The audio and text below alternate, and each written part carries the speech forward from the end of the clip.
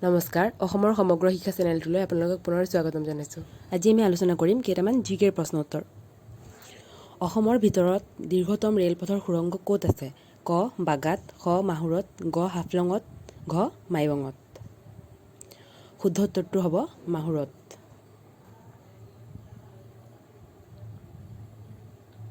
পনীয়া সোণৰ দেশ বুলি কোন ঠাইক কোৱা হয়?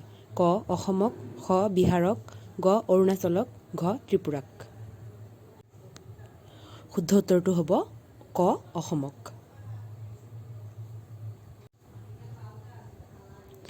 লালা বৰাক উপত্যকাৰ কি হয়? ক বিমানবন্দৰ, খ ৰেল জংচন, গ পাহাৰ, ঘ জলপ্ৰপাত। শুদ্ধ উত্তৰটো হ'ব ৰেল জংচন।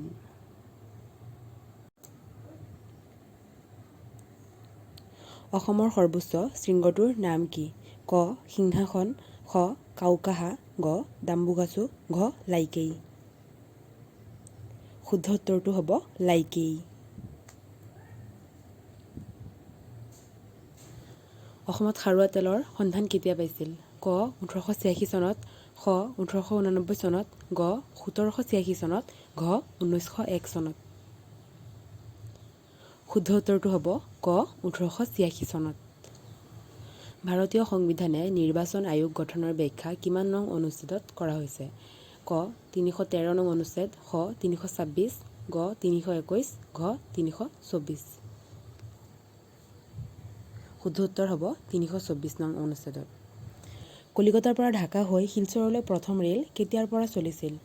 ক 1850 চনত, খ 1920 চনত, গ 1901 চনত, ঘ 1926 চনত। শুদ্ধ উত্তৰটো হ'ব 1850 চনত। 2003 চনত সংবিধানৰ অষ্টম সূচীত তলৰ কোনটো ভাষা সংযোগ কৰা হয়? ক নেপালী, খ বড়ো, গ তামিল, ঘ উৰ্দু। শুদ্ধ উত্তৰটো হ'ব খ বড়ো।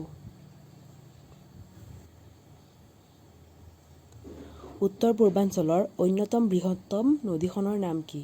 ক ব্ৰহ্মপুত্ৰ, খ মানাহ, গ বৰাক, ঘ বেকী। শুদ্ধ উত্তৰটো হ'ব গ বৰাক। তলৰ কোনখন জিলাৰ অকোনো অংশ বড়োলেণ্ড স্বায়ত্তশাসিত জিলালৈ যোৱা নাই? ক নলবাৰী, খ দৰং, গ কাৰ্বি আংলং, ঘ বৰপেটা। শুদ্ধ উত্তৰটো হ'ব গ কাৰ্বি আংলং।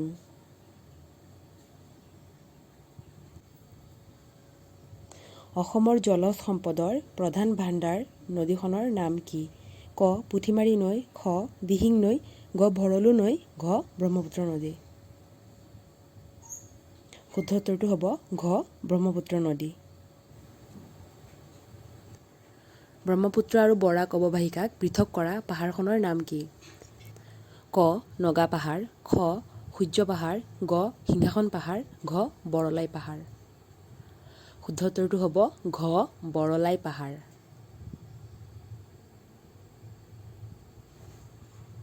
অসমৰ পশ্চিম ফালে থকা দেশ এখনৰ নাম কি? ক নেপাল, খ বাংলাদেশ, গ চীন, ঘ ভূটান।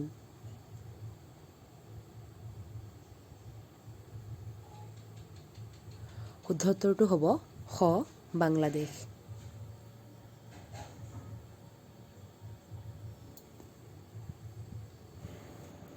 অসমৰ ফৰেনচিক লেবৰেটৰী ক'ত অৱস্থিত? ক গুৱাহাটীত, খ তেজপুৰত, গ ৰঙিয়াত, ঘ নলবাৰীত।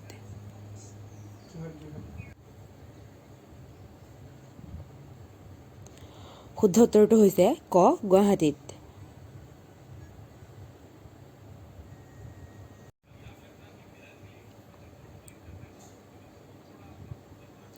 আৰবী ভাষাৰ প্ৰশিক্ষণ মহাবিদ্যালয় ক'ত অৱস্থিত? ক গুৱাহাটীত, খ ৰঙিয়াত, গ তেজপুৰত, ঘ মিৰ্জাত।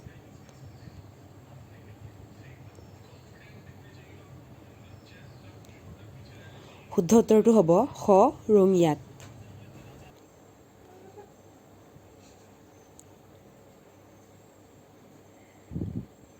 যদিহে আপোনালোকৰ ভিডিঅ'টো চাই ভাল লাগিছে তেন্তে লাইক, কমেণ্ট আৰু শ্বেয়াৰ কৰিবলৈ নাপাহৰিব।